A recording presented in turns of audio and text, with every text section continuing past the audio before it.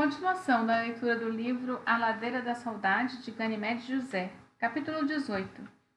Meditações e linhas escritas numa carta. Domingo à noite, quase 11. Na sala, o relógio pesadão tic-taqueava e, de vez em quando, bocejava uma pancada. Tia Ninota já havia ido dormir. O sobrado estava às escuras. Em seu quarto, Lily estava deitada de bruços, havia uma folha de papel sobre um caderno fechado. Abaixo do cabeçalho estava escrito: Querido papai, não havia escrito mamãe. Pois não tinha vontade de contar para Dona Flávia tudo o que estava acontecendo. Dona Flávia não entenderia, mas pensando melhor, Lily acabou resolvendo acrescentar a mamãe. Pelo menos Dona Flávia não teria motivos para se queixar quando Lily voltasse de viagem. Ela deveria voltar para São Paulo na noite de domingo. Procurando afastar a tristeza da alma, Lília começou a escrever. Saímos domingo de manhã para Congonhas do Campo. Fomos na perua do pai do Vandercy. Éramos 7. Eu, Dirceu, Vandercy na direção, Daniel, Tampinha, Tereca e Tonica. A paisagem é muito bonita por aqui, tão diferente de São Paulo. Já escrevi contando como é a natureza de Belo Horizonte até Ouro Preto. Não escrevi? Pois agora eu vou falar do trecho que vai do cruzamento com a estrada de Belo Horizonte até Congonhas do Campo. Sabem o que primeiro me chamou a atenção? As quaresmeiras floridas, miúdas, roxas, com pencas de vergar, enfeitam a estrada como se tivessem sido plantadas de propósito. Uma pequena parte das terras mineiras é coberta por arbustos. A maior parte é vestida apenas por aquilo que parece uma colcha rala de veludo. Isso porque existe ferro no subsolo e a pequena cobertura de terra não permite que as raízes das plantas penetrem fundo. Daí a pouca existência de florestas e a presença de vegetação de médio porte. Pois bem, prosseguimos a viagem e, de repente, vimos surgir pela direita a Lagoa Grande. Meu Deus, é pura prata que não tem mais fim. Ela continua, e em suas margens, majestosos eucaliptos rasgam verde o céu. As pequenas cabanas indicam ser ali um ótimo lugar para acampamento. Vimos estudantes apeando de um ônibus para acampar ali. Deve ser uma delícia. Mais adiante fica a Lagoa Menor. Perto dela construíram um chalé do estilo europeu. E também vi um prédio branco, comprido, cheio de janelinhas, um motel clube do Brasil. Fazia um sol delicioso, a vegetação parecia esmeraldas cheias de azul e de luz, e algumas nuvens no céu pintavam a terra pequenas ilhas de um verde negro na vastidão dos campos. Mordendo a ponta da esferográfica, Lília releu o trecho e depois continuou. Ao reflexo do sol, o barranco à direita parecia uma capa de prata. Daniel comentou que isso se deve à presença do minério de bauxita. Mais adiante, um platô de ferro. Os tons são escuros, carrancudos. Tratores amarelos afundados na imensidão daquele estranho mundo parecem brinquedinhos de plástico. Eu vi a bandeira brasileira tremulando. Eles cortam as montanhas em fatias, em degraus, parecem pirâmides incas, e os tons de ferrugem são como sangue brotando da terra. Na baixada seguinte, as esteiras da Ferteco Mineração descansavam porque era domingo. E pouco depois a perua fez uma curva e entramos por uma longa avenida. Eu vi casinhas e mais casinhas. Um menino acenou e logo depois chegávamos à rodoviária. Estávamos em Congonhas do Campo. Deixamos a perua estacionada próxima à rodoviária, que é baixinha e com 2 portas, e à primeira vista, a Congonhas dá a impressão de ser uma cidade de boneca.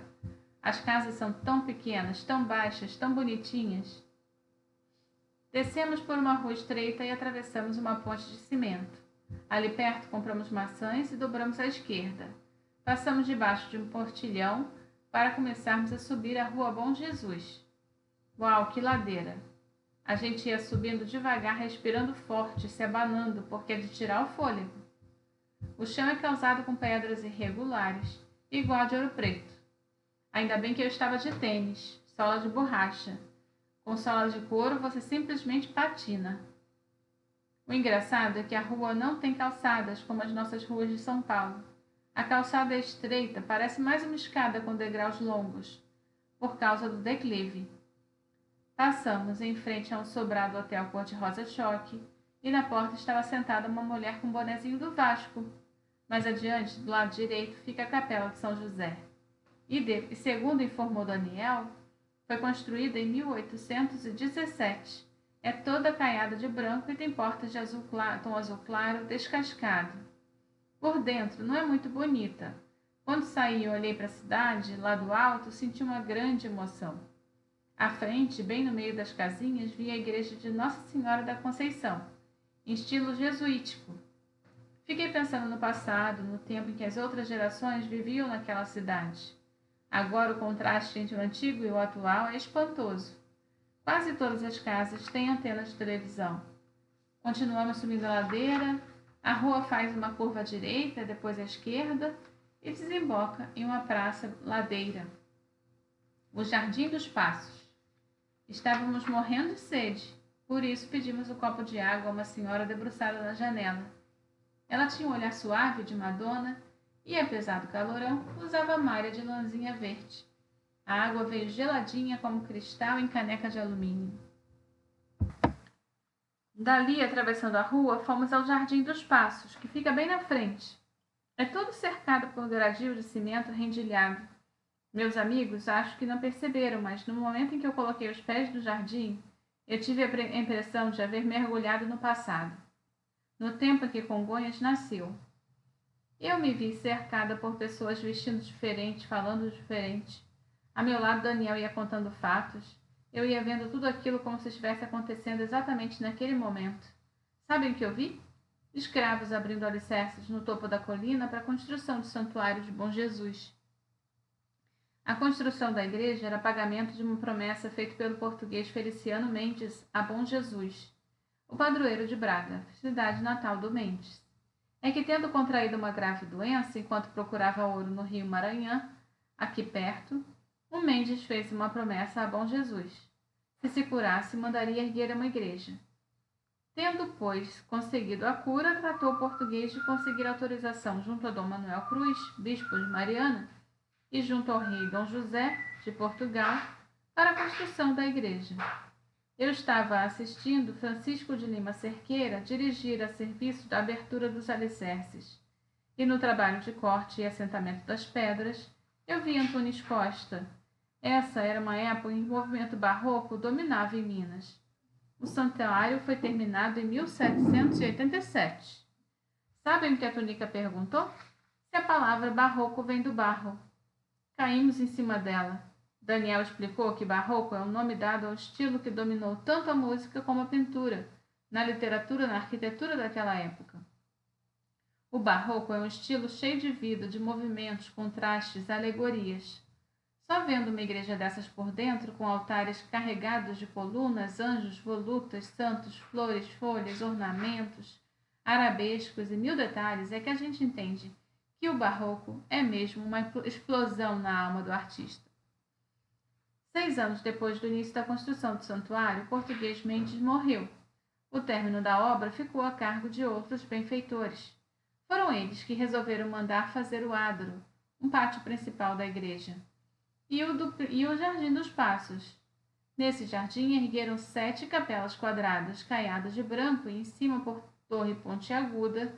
São 3 capelas de um lado, 4 de outro, e Daniel informou que em 1796 chegou a Congonhas um mulato de 58 anos de idade, que vinha acompanhado de 2 ajudantes, os pintores Ataíde de Francisco Xavier Carneiro. O mulato famoso entalhador chamava-se Antônio Francisco Lisboa, apelidado de Aleijadinho por ser vítima de uma incrível doença deformatória. Era filho de Manuel Francisco Fernandes, português, mestre de construção e arquiteto de obras. Mas o nome de sua mãe negra a história não registrou. Que preconceito contra as mulheres, não acha?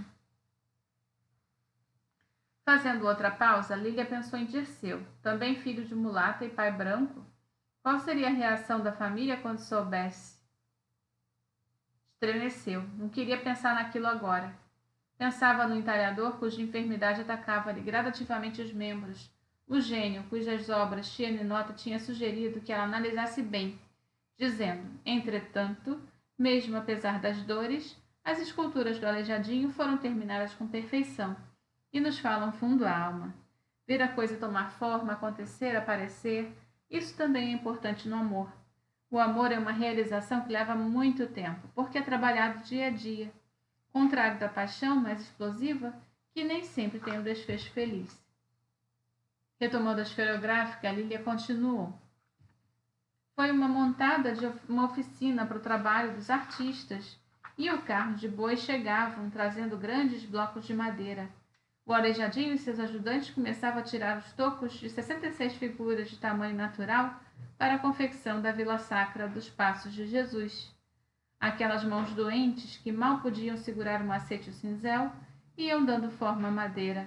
Depois os pintores vinham com banhos de tinta e, uma vez executadas, as 66 figuras foram postas nas capelas do Jardim dos Passos.